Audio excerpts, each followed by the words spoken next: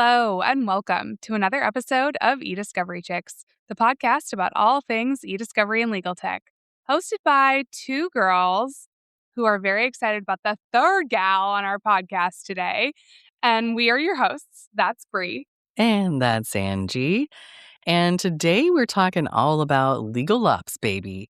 I know that there's a lot of people in our community that have been talking about legal ops. What is it? What does it mean? How do I get in there? Wait, do I want to get in there? I'm not sure.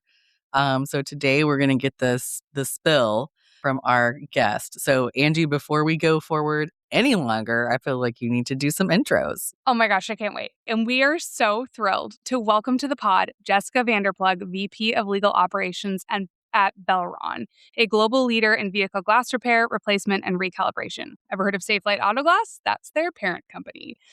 Anyways, Jessica is a passionate advocate for transformation, driving strategic impact across people, process, and technology.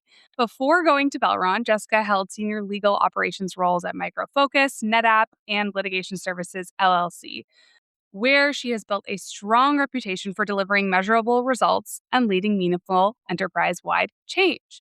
Jessica is also a founding board member of LegalOps.com, one of my personal favorite organizations, and a recognized industry leader. She is a frequent speaker on AI, legal tech, and ops strategy, and she is deeply committed to generating high-performing teams and mentoring the next generation of legal operations professionals. She is also the recipient of the Running Legal Like a Business Rising Star Award, I think multiple times over, right? Rising Star once, other awards at different years. Okay, great. Which is actually how I met Jessica, because we both have the honor of having gone to ConnieCon, which is Running Legal Like a Business, the conference, which I know we've plugged on this podcast before. But also, I have loved getting to know Jessica through our Rising Stars small group, which is a group of professionals that met through this organization. And now we've just kind of kept in touch, and all of us have very type A energy, and it's very fun. So anyways, Jessica, welcome to the pod. Thank you. I'm so excited to be here. All of this already has been a blast, so I can't wait to do this today. We are so excited that you're here and always happy to have somebody associated with ConnieCon.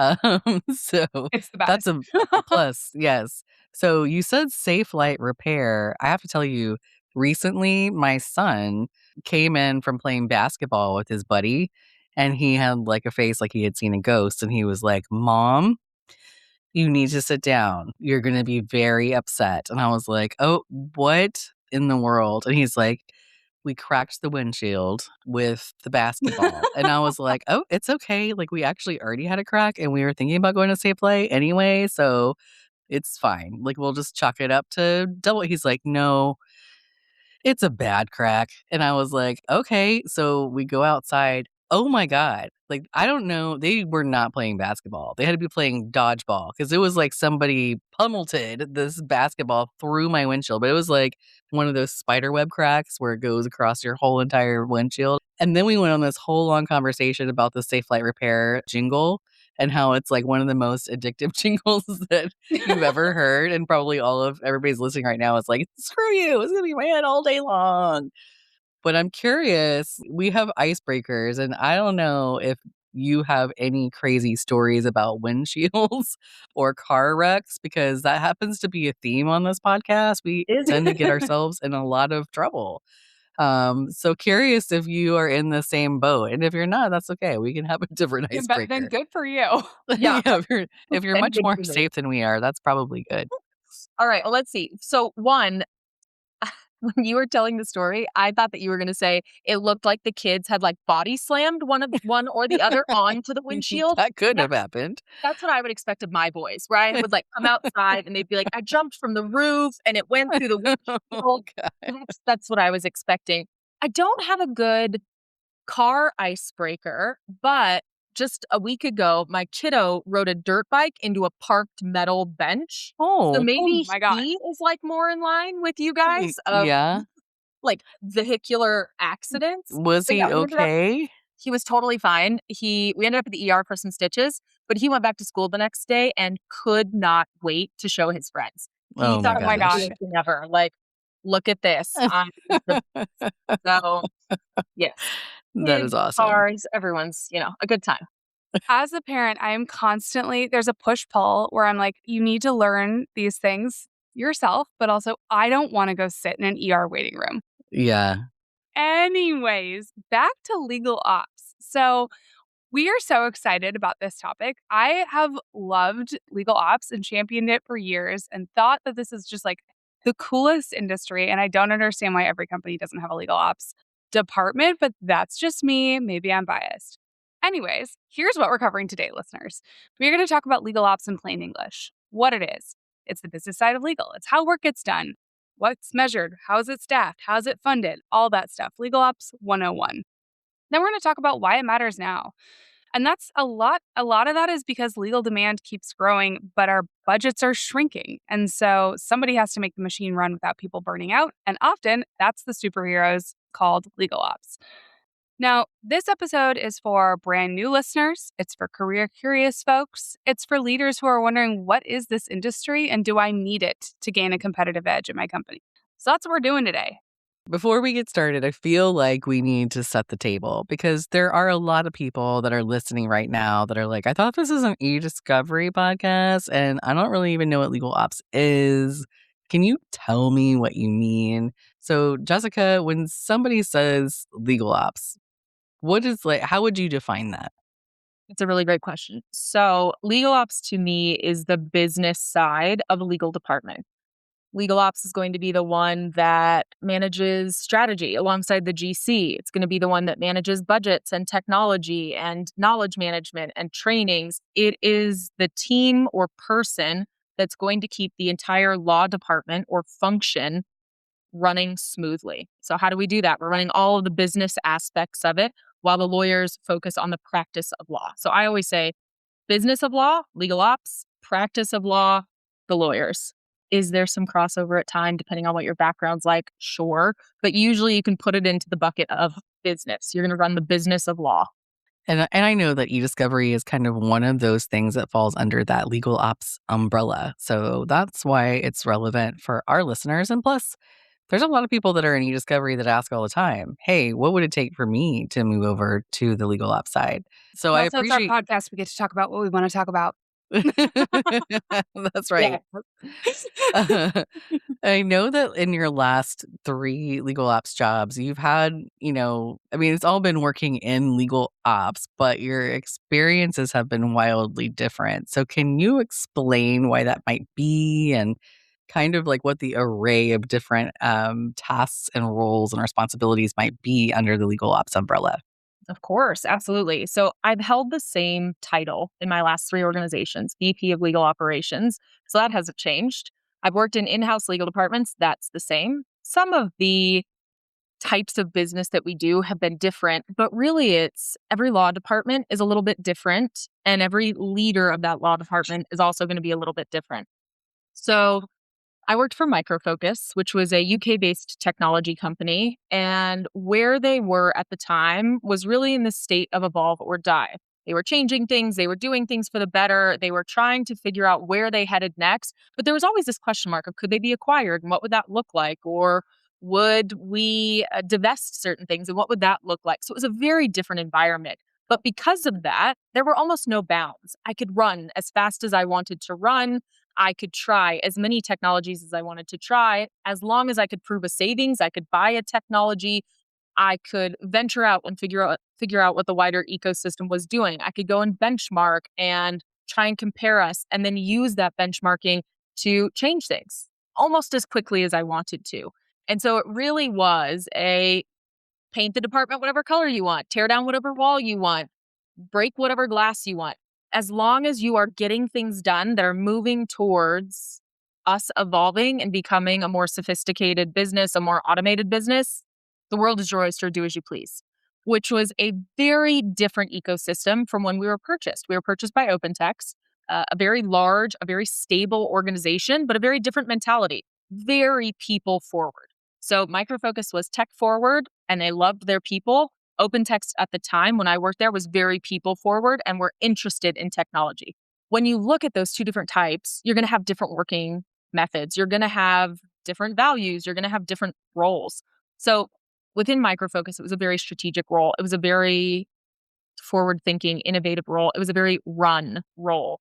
Whereas when I arrived at OpenText, it was very much, how do we show value in a way that's meaningful to the leadership that already exists? And it wasn't in a way that I knew to show value in the past. It was more administrative work. It was more administrative heavy. It was more almost sales work. So how do I sell legal operations and what does that look like? And how do I sell the technology that we already have to convince people that we need to keep it, as opposed to just needing to prove that we can go buy technology?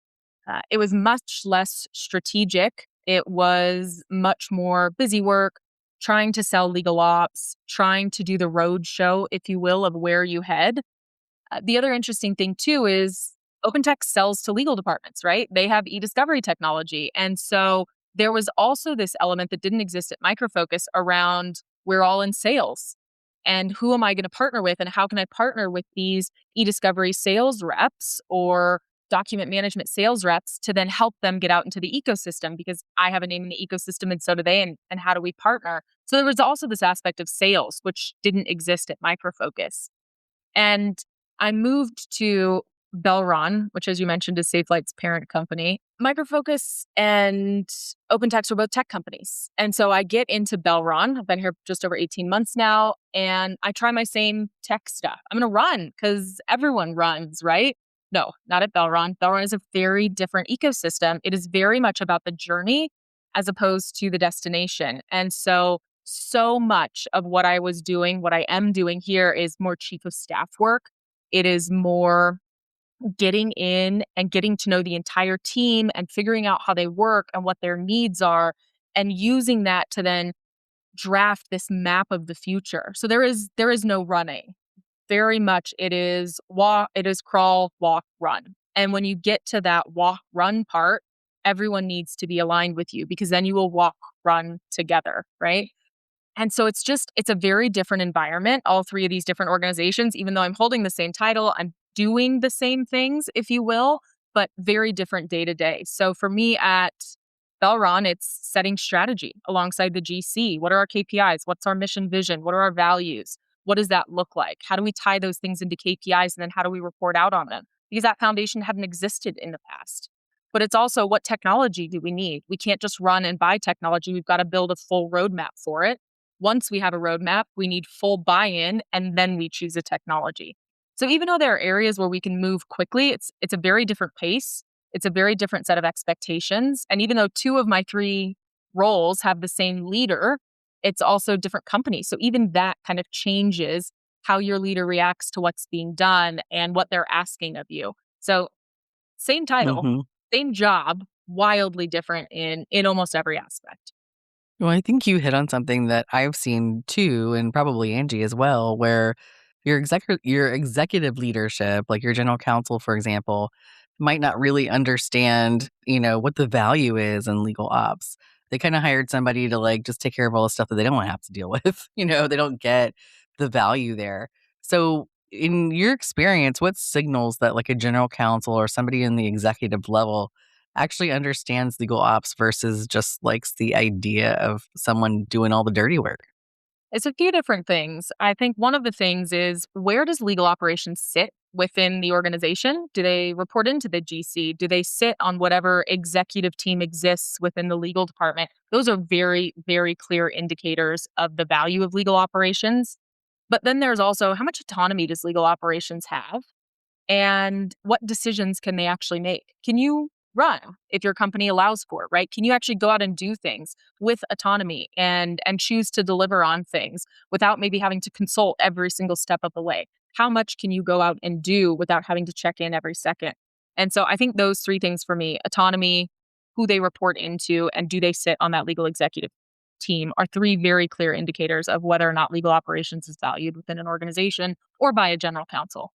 That's a great perspective. And on the flip side, I know a lot of times people will say, well, we don't really need a legal ops because we've got paralegals.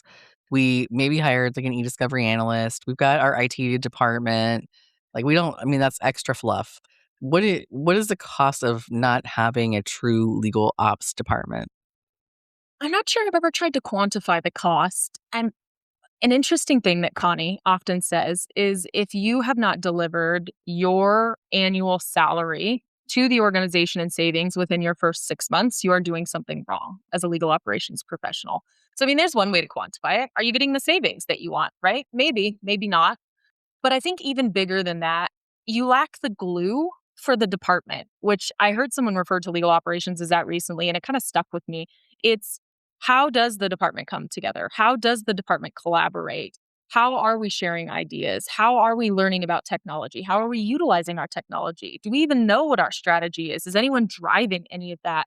So the value that sits around having a connected, while dispersed, especially geography wise, legal department, there is value in that. And how to put a dollar value to it, I'm not quite sure. But there is the savings aspect of it. There is the connectedness aspect of it. There is the strategic aspect of it. Because I think, Bree, when you mentioned, oh, I've got a paralegal, I've got an admin, I've got an IT person, like what more could I need? Well, you lack the connectedness of all of those people and the benefit that you actually get from one person strategically thinking about everything that touches your legal department.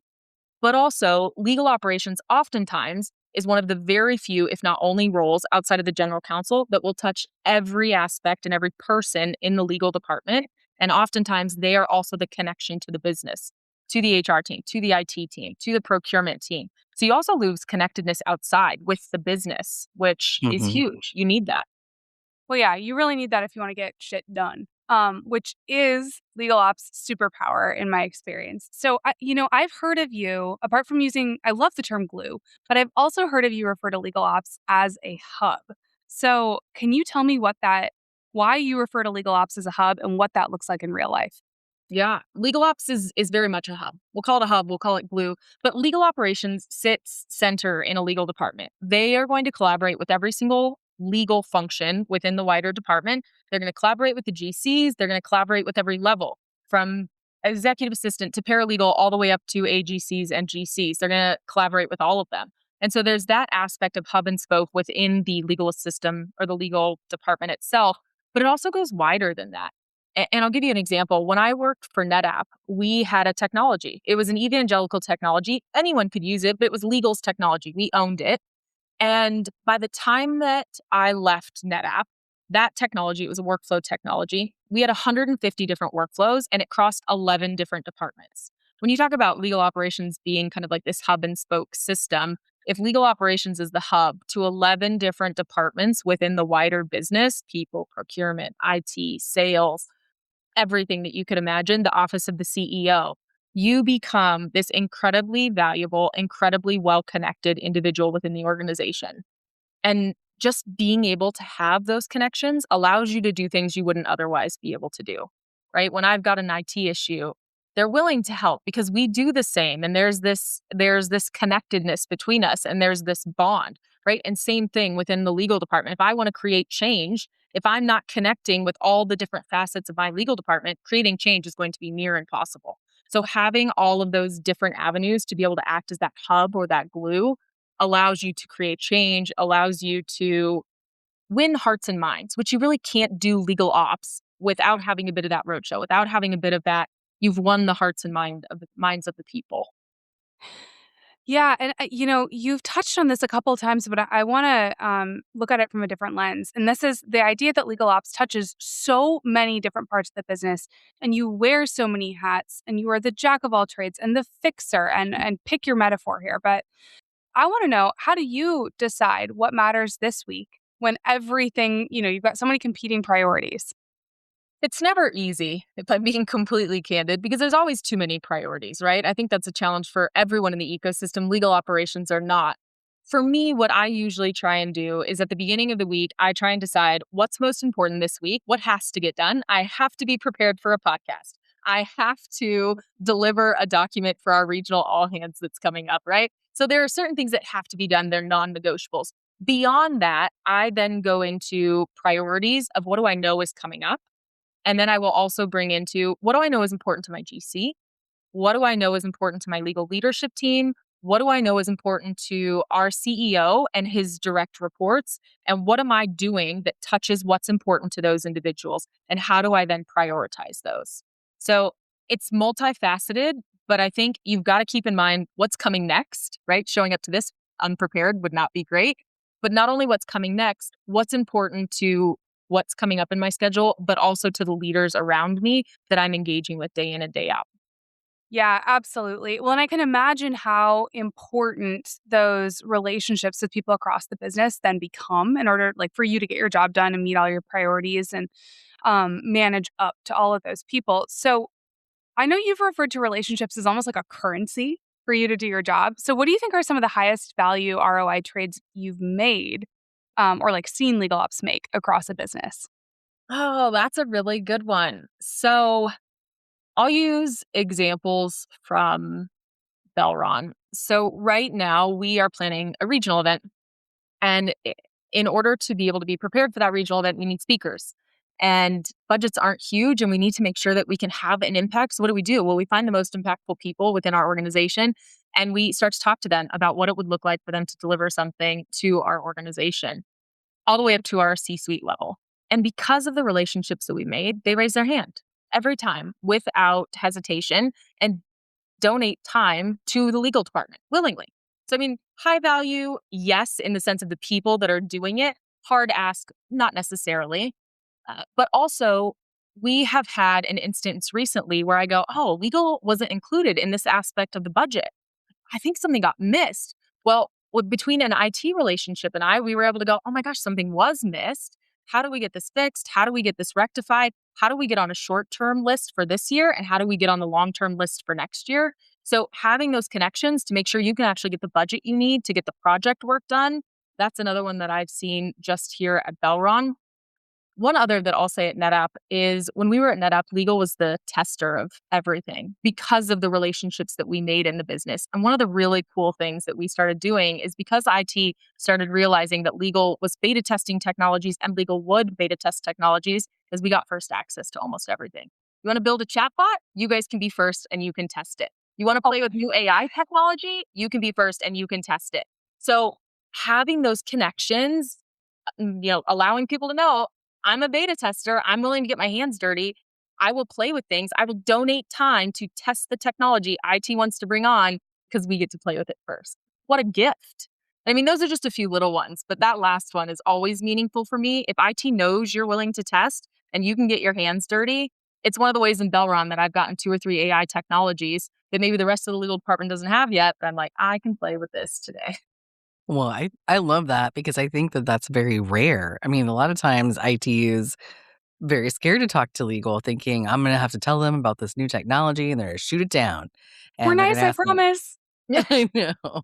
So I think I love that perspective. I can relate to it. Of course, it's a little different in my experience. I bribe people with homemade cookies. And so I would take the homemade cookies to the IT department on the regular. I started getting people's like, are these your favorite? I'm like the Girl Scout cookie lady. Are these your favorite cookies? Which ones are your favorite cookies? I'll give you a tray if you'll give me some access. And I literally got to play around with a lot of what you're saying because people just like me. And they Yeah. knew that I represented free homemade cookies. So it worked out. Okay, that's Um, brilliant. Wait, on that, so we did that at NetApp, but it was with workflows. So we would give people a free workflow. We'd be like, we'll build it for you, even though you're not in legal, and it'll come from the legal budget, but just this once. And after that, you have to pay for it. But it was this element of like, do you like chocolate? I have chocolate. You can have some. And then they're mhm. like, oh, wait, I really do like chocolate. And then you get into this relationship of like, they have something I want, they have something I want. Funniest thing ever, though, I'm on stage with Connie. We're talking about workflows. We're going back and forth. The gal next to us turns to Connie and goes, oh my gosh, you're a technology drug dealer. And Connie, poor Connie, who's the sweetest, most innocent, just turns bright red, right? I'm like, yes, Connie is. I mean, it's this element of give and take because you're like, here's some free whatever, right? Yeah. Technology. Come back again next time. It won't be that expensive, but it really is this give and take. Here's cookies. Can I play with technology? Here's free Mhm. technology. You pay next time. Like it's all give and take. I love this. Yes, you both of you are drug We're dealers. we're gateway dr we're gateway drugs. It could Yeah. be chocolate chip cookies or a workflow. What are you in for? Pick your poison. Yep. Exactly. Technology. Maybe that says a lot about Texas. It's like you can get to us through our bellies all the time. We're like, that tastes good. I want more of that. We will accept cookies also. Yes, Washingtonian here. We'll accept cookies. Oh my goodness. Something that gets really awkward, and I've seen it happen in a couple different ways. Either you're an older company that's never had a legal ops department before, and you've got several people who are kind of wearing legal ops ish hats. And they're like, you know what, screw this. We need to have a legal ops department. I need to build it. I need to prove the ROI to my management so I can be that person that's the legal ops leader. Or you might be somebody that's just like, holy crap, I just got hired into a legal ops department. I don't really know how to prove myself and that I'm valuable. So, what would your advice be, Jessica? Like, from a person tracking their value, like a day one, or maybe it's a person tracking your value that you're already kind of doing in a different role. How do you track it? What do you track it? And how do you prove that your work matters? It's tough. It's tough because every organization values something a little bit different. Every GC values something a little bit different. What I will say is one, try and figure out what your department or what your company values. Do they value not having to work on administrative things? Show every administrative thing their attorneys didn't have to work on. Do they value cost savings? Track everything. Track the free conference room that the law firm gave you, even though they'd probably never charge you for it anyway, right? Like track all of those things. So first, figure out what your law department or what your organization values. If you can't, cost is usually an easy one to go with from the start because you can track it all. And usually GCs will respond really well to cost savings. But for me, the last three organizations I've worked for, legal operations didn't exist prior to me. And so I had to show value and I needed to be able to prove what I was worth. And the fact that they spent money on me made sense. And so I did that one by tracking savings, soft and hard savings, every single thing that I could get my hands on. Again, free conference room, a discount on an invoice, a discount on technology, a headcount that we didn't replace, anything like that that I could track, I would. And then I actually, interestingly enough, at two of the three jobs, I tracked everyone that I met with for the first 60 days, 60 or so days. And the reason being is I actually wanted to be able to show that hub interaction. And I wanted to be able to say, well, we have 50 people on our legal team and I've met 40 of them, but I've also met 10 people from IT and 5 from procurement and 6 from HR. And I've got all these relationships, even though I've only been here 60 days. So I wanted to show that not only I was going to save them money, but that I was going to get integrated and I was going to do it quickly. And then I tracked two other things. One was how many things could I identify in a short period of time, 30, 60, 90 days, that needed to be changed, that could be improved, that could be automated, that could be stopped entirely. And then I would report out on those. How many did I find in total? What departments did they cross? Was it all legal? Did I find something in HR that we could help them with? So I wanted to show costs. I wanted to show the people I was interacting with. And then I wanted to say, well, actually, how can I make an impact beyond cost on these people that I'm interacting with? Once you've got kind of those three down, the last and final thing was a tech roadmap of sorts. What do we have? What do we need? What are we missing? Are we spending on things that we shouldn't? And then how do we go forward to use everything we know now about the people, the process, and the tech to then make improvements? And so I really kind of kept it in that people, process, technology mindset. But if you're going to track nothing else, track savings. That is by far one of the most impactful metrics that I have ever tracked within legal operations. And there is always value in it. That's really great advice. So, you had mentioned earlier the term soft savings. And I know this is a place where I too have struggled when I was working in house trying to quantify what that is. So, how do you define what categories, I guess, that your soft savings fall into and what the actual value is without sounding like you made a bunch of stuff up?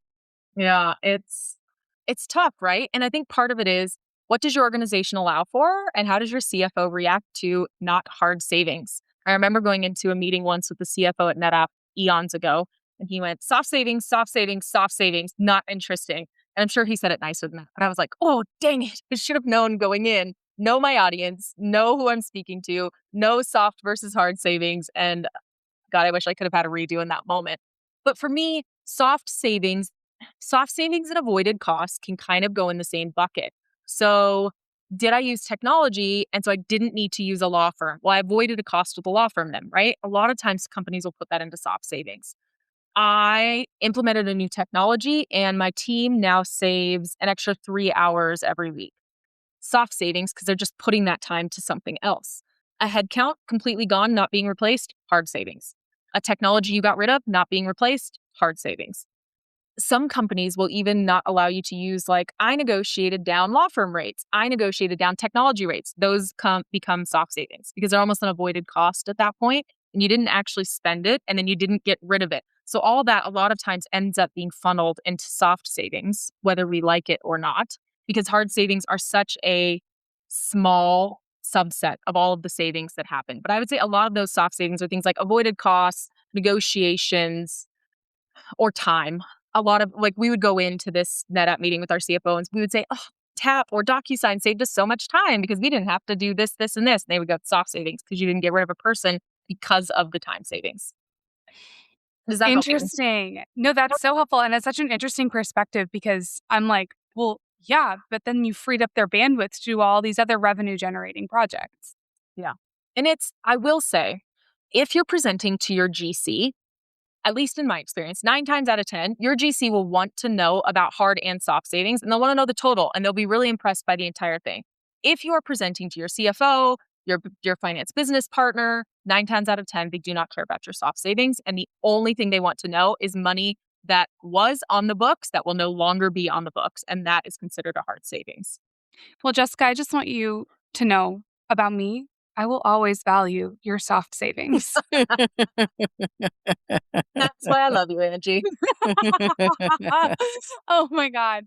All right. We're going to do like a quick pivot here out of finance and into some practicalities because, the way that you're describing legal ops and all the things that fall under your purview, it really feels like you must have like 20 tabs open and 3 Slack fires at any given moment of the day. So what are some tools that you rely on day to day, week to week that help you keep track of what's going on and what you're going to prioritize?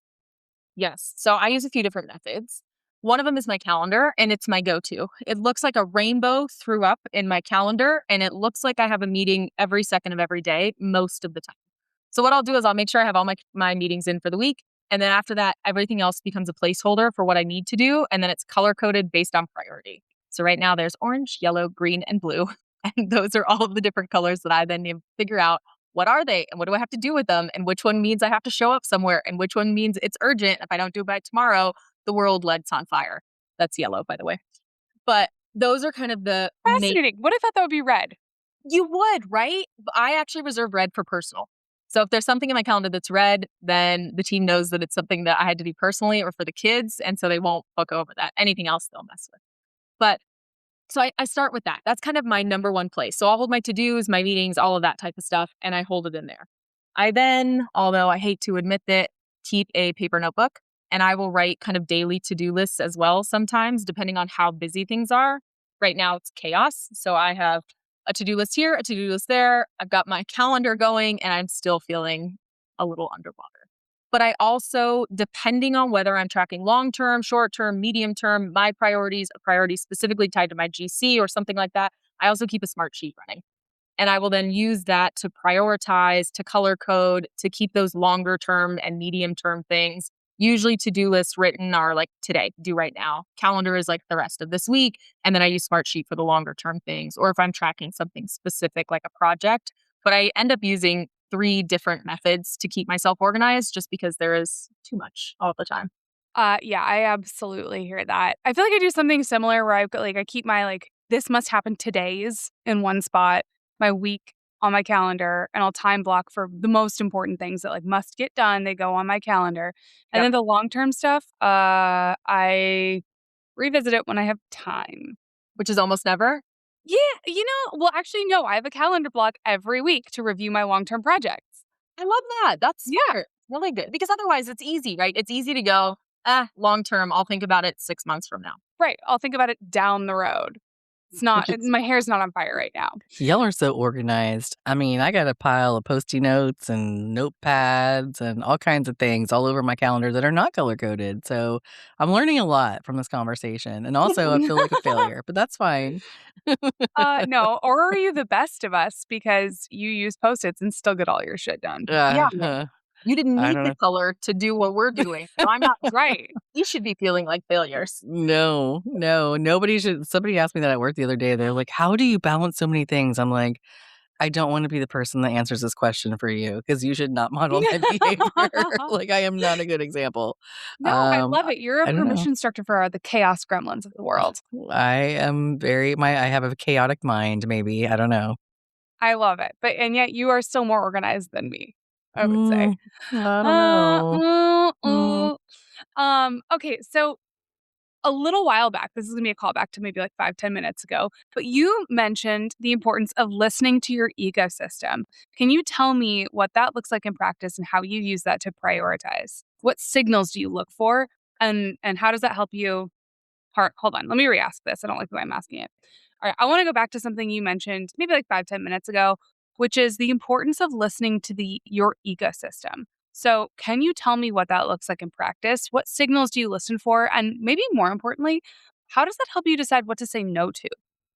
Yeah, and we've not mentioned this, but I'm a team of 1. We are a team of 70. I am a team of 1. And so saying no, although challenging, is my friend at times. And I think when I first started, which a lot of people will probably experience this, especially if they join legal operations, is it's really hard to say no. When you start, you say no to almost nothing. And then you drown a little bit and realize, well, I'm going to have to say yes, or I'm going to have to say no, or I'm going to keep drowning. So oftentimes what I'm looking for and listening for are signals from my GC. What's important to her? What conversations has she had recently? Is she talking with our CEO and with his staff? Is she noting that there's concerns around budget? Is she noting that we have some government affairs type of work coming up? What are the types of things that she's mentioning to me? And then how can I use that to prioritize the things that I will also then pull in things like our CEO sends out a video every quarter and he says what our focus should be for the next quarter. And I'm not sure how many people actually listen to those things, but I listen intently because I want to know whatever those 3 things are that he says, if it ties in any way to anything I'm touching, that should immediately go to the top of the list. And if my GC hasn't thought about it, I should be signaling that to her as well, because we should all be thinking about that as a legal team. So those are 2 of the ways where I'm trying to listen. I'm trying to kind of find the signal in the noise. The last piece I will say is I'm trying to listen to the rest of the legal executive team when we are all meeting as a team, but also what our legal executive team is saying about their leaders, because they're going to have concerns, they're going to have challenges, and they're going to raise what's going on within their regions. So if I'm hearing things like private challenges around the times that we schedule trainings, and it's not super inclusive, and we're not hitting all of the time zones, and gosh, like I wish we could fix this. And that's actually something I've heard recently. And I'm like, oh, that's a super easy fix. You guys just have to tell me, we'll change this, this, and this. But it's things like that where I'm hearing concerns and then can go, oh, well, that's a fix. Our team that manages trainings can go and take care of that.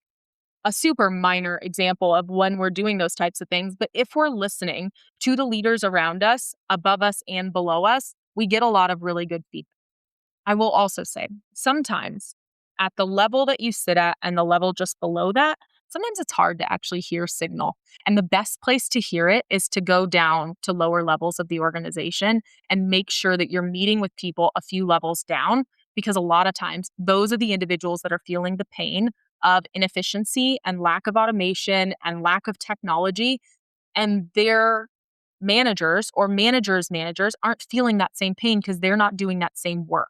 So don't get stuck just in your equivalent leadership level or the leadership level above you. Go down a few levels and make sure that you're acting as the eyes and the ears of the department, because that really is a function of what legal ops does for the general counsel. If you can't be the eyes and ears for the general counsel of things she or he wouldn't otherwise hear or see, there's a challenge there. Yeah, I particularly love the idea of going down into the organization because I'm a firm believer of everybody on your team is equally valuable. They just have different specialties, right? Yeah. And so I think when you go down in an organization, you see people who have different specialties, different focuses, but their viewpoint and their pain points are just as important to address because they're going to affect the whole organization too. Well, and at times, more important because they're the ones that are actually experiencing that. And you can then make an impact, which trickles both up and down. So if you can find where the pain point actually exists, it's probably not at your AGC or GC level. It's probably at your project manager level. It's probably at your paralegal level. It's probably at your young associate level. I'm using law firm language there. What a poor choice. Anyway, it's at your young lawyer, right? Your corporate counsel level, right? Not yet senior corporate counsel. That's where you're finding those challenges. And that's where you're also going to find the opportunities that are going to impact a much wider pool of individuals. I love this advice so much because I think that it's something that a lot of people take for granted is having perspective above and below you. You have to have a perspective above because that's how you're going to make the decision to prioritize and how to communicate change that you ultimately want to make. But you also have to have that perspective below to know what the consequences are to making that change or what the side effects are of the choices that have come before you. So I love this advice. I hope I'm sitting here like drinking in all of your words, Jessica. And I'm sitting here thinking, I hope our listeners are taking mad notes. Because if I was like wanting to understand how to be successful in legal ops, which I think anybody who is smart would want to know that, they'd be tuning in and listening to your advice. And not only does it help you from a legal ops perspective, but it also helps you from an eDiscovery perspective, from if you're in forensics, anytime that you're trying to sell a program, sell your ROI, trying to, ensure that everybody's on board with your workflows, they could follow the same advice. It's not just specific to legal ops, but it's just super duper smart. And it's something a lot of people don't have figured out. And you articulate it so well, Jessica. So I'm super excited that you're here. It's one of the reasons why we wanted to bring you on today. But I'm just like, oh, I hope that everybody's getting all these like little golden nuggets that you are sharing with us. So thank you for that. If somebody listening is like, man, Jessica's a baddie. I kind of want to be like her when I grow up and I want to get into legal ops. That sounds really cool because it's a combination of a lot of really neat skills.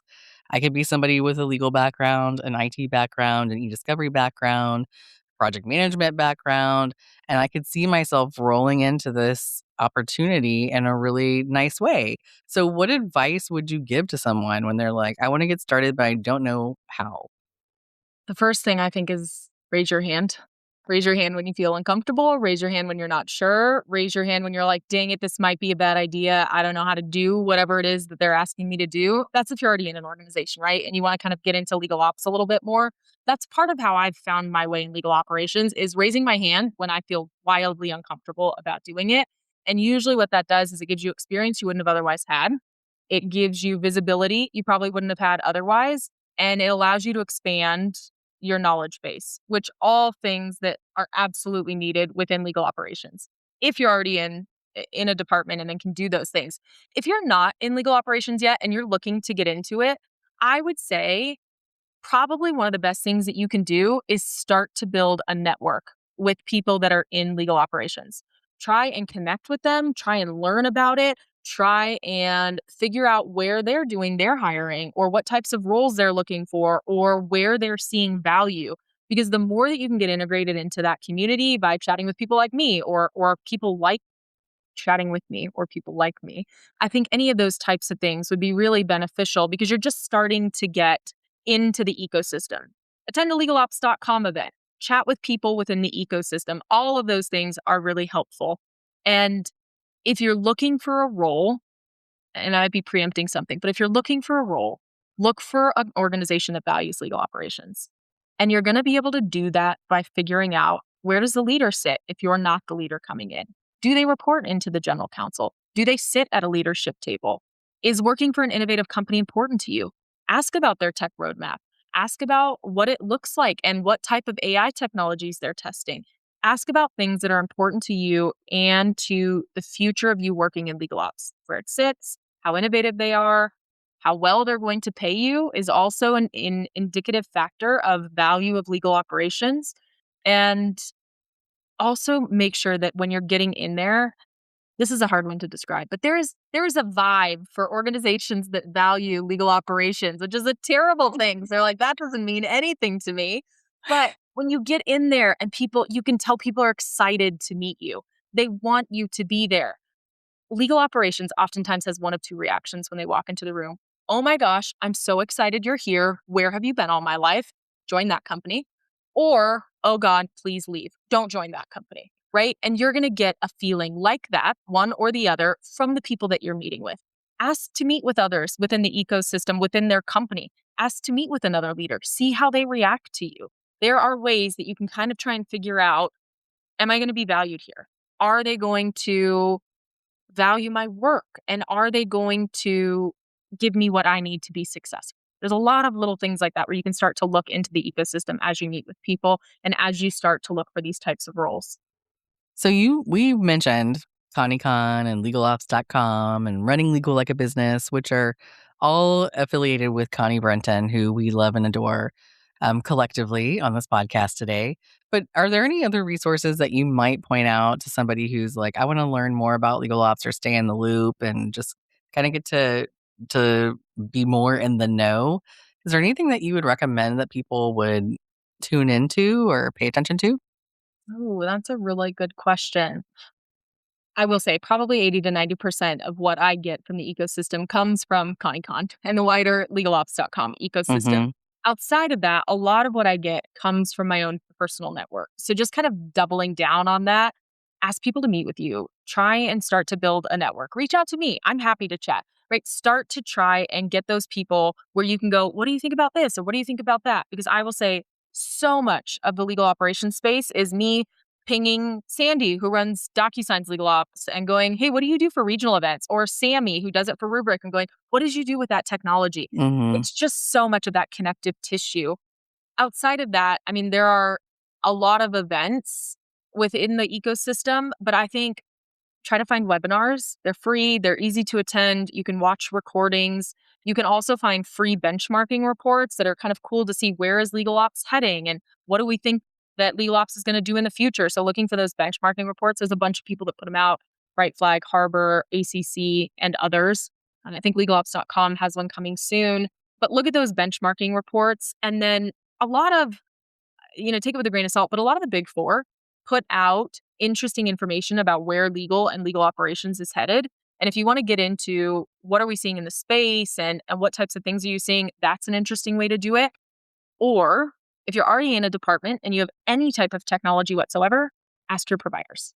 Ask your providers what they're seeing. Ask your providers if they have customer groups where they bring people together or advisory boards where you get to learn about what's coming and what else is out there in the ecosystem. And you can do the same thing with your law firms. It's the first time in a long time that law firms are at pace or ahead of pace with law departments from a technology perspective. If you go out and ask the really innovative law firms right now how many AI technologies they probably have somewhere in the range of 10 to 20 different technologies. So when you need to know what works, when you need to know who to talk to from a legal ops perspective, when you need to know who to connect with, those tech providers and those law firm providers can be invaluable from that perspective. So utilize your bench. That's great. Great advice. I mean, it's your community, your network, and your vendors, your providers. And I think that that's something that's since I'm on the vendor provider side, you have to judge when you are picking out vendors and providers. What will you offer me in terms of continuing education? Yeah. And Angie, I know would probably say the same thing. That's a very Yeah, important thing absolutely. to expect. Well, Jessica, thank you so much for being here today. I feel like I can't wait to go back and edit this audio because I want to listen to it all over again and make sure I didn't miss anything. I know that folks are probably just like, wow, this is amazing information. So thank you for sharing your experience and your advice. Is there anything that you feel like you want to leave our listeners with in parting that we haven't covered already? If you're not playing with AI, go play with AI. Every single one that you can get your hands on. Obviously not confidential information, but dump anything else into it. Figure out how it works. Try and get an ahead and advantage. And do something every day that scares you. That's a Connie Brenton-ism, but it's something that has gotten me through. And every single day I want to go, ooh, that makes me nervous, but I'm going to try it anyway.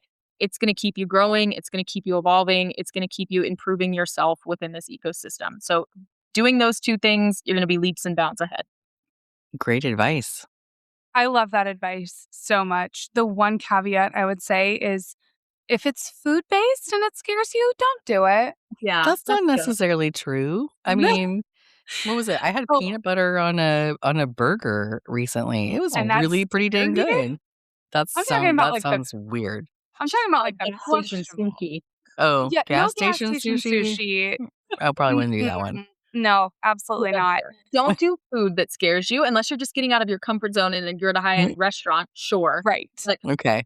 worth I can it, go with that. right? But if, like, salmonella's on the table, like, maybe don't. Pass. Oh my I gosh. would agree with that. Well, Jessica, thank you times a million for being here today. This was so much fun. I had such a good time with you. I can't wait to see you at ConnieCon this year. And just thank you for being with us. Of course. Thank you guys for having me. This was a blast, and I can't wait to hear the episode. Thank you guys so much. Yes. Yeah.